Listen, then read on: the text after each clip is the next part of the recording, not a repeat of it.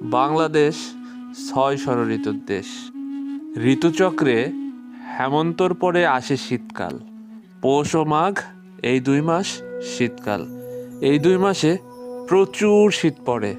শীত তো কি হয়েছে, এই মাসে বিয়ের আমেজও কম নয়।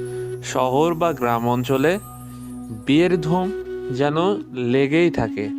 এই শীতে বিয়ের পাশাপাশি পিঠাপুলিও বাদ যাবে কেন?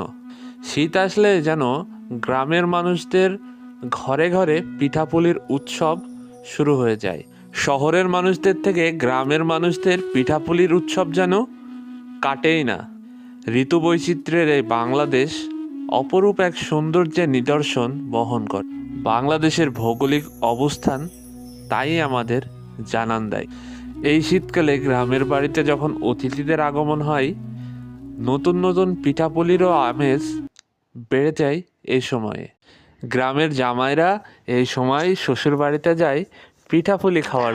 এই অপরূপ বৈচিত্র্যের মধ্য দিয়ে পার হয়ে যায় আমাদের এই হাড় কাঁপানো শীতকাল।